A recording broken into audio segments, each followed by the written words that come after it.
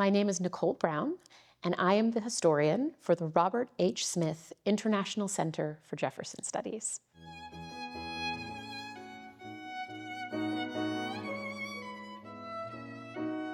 One of the things that connects the Thomas Jefferson Foundation, which owns and operates Monticello as a historic site, and the Benjamin Franklin House, is that we both have centers sponsored by Robert H. Smith. And interestingly, and probably in a timely sort of way, I think it signals that just as individuals who are interested in studying Franklin and Franklin's world also share similar interests to Jefferson and Jefferson's world, in part because not only are these two revolutionary leaders contemporaries, but they're also deep intellectuals. And it is that intellectual rigor that seems to bond them together, especially as they're part of the Committee of Five that drafts the Declaration of Independence. In the summer of 1775, Benjamin Franklin drafted proposed Articles of Confederation that were then presented to the Second Continental Congress. He writes these proposed articles sometime before July 21st of 1775. But essentially, he's taking ideas that he had percolated on about 20 years prior, looking at an intercolonial confederation amongst northern British colonies, and then expanding it to the colonies in particular that are part of that Second Continental Congress. When Franklin proposes this confederation in the summer of 1775, it signals two very important things. One, that there has been a drastic shift for Franklin from serving as an imperial diplomat to the British Empire to really functioning as a colonial revolutionary.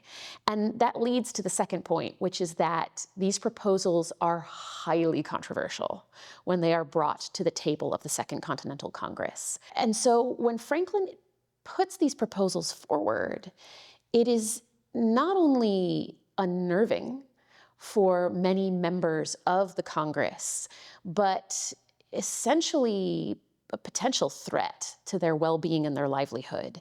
If this kind of proposal were to get out and people were to have voted on it, agreed on it, signed off on it, that's essentially treason at this point in time. It's hard sometimes to speculate on what ifs and what might have happened, but in this case, with the proposed Articles of Confederation that Franklin drafts, what is very obvious is that encouraging a vote on them would have completely thrown the Congress into chaos.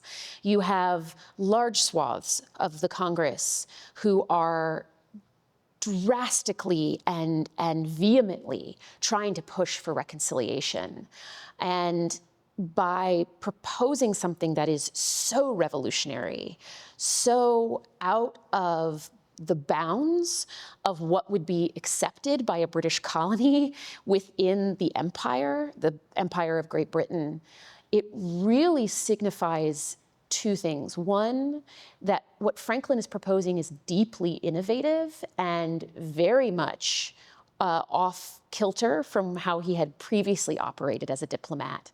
But two, that he understands diplomatic strategy because he is aware, as is the Congress as a whole, that to encourage a vote on this will essentially cause the Congress to collapse. And so it's really, really an incredible example of diplomacy in that he reads these proposed Articles of Confederation in front of the Second Continental Congress, and then he places them on the table. The idea being that when they're placed on the table, they can be reviewed by people, but they won't be voted on. So not only does it keep it out of the official records, thereby offering plausible deniability to anybody who is not ready to engage with this document, while still seeding and laying the groundwork a year in advance to what is going to be happening in the Second Continental Congress. It's a masterclass in diplomacy. And the fact that Jefferson writes about it several decades after it occurs signifies that he is aware as well of the importance of this moment and recording it for posterity. When we're looking at the proposed Articles of Confederation, there are a couple of key points to keep in mind. One is that it is a proposal for an intercolonial confederation, so a union of sorts where each colony of the 13 colonies at this point who are part of the Congress will still retain their own jurisdictions and laws particular to them, while agreeing to unify on certain key points that signify this really revolutionary idea on Franklin's part of a unified system that binds all of these colonies together in a way that had not previously existed.